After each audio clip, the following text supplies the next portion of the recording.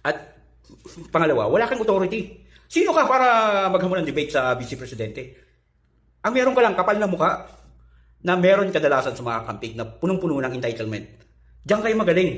Pero pag kami naghamon sa nanay nyo o kaya kay Risa Ontiveros, o isa sa amin, isa sa mga Duterte supporters naghamon sa nanay nyo, no? Sa nanay lugaw nyo at kay Risa Ontiveros, nag-iiyakan na kayo.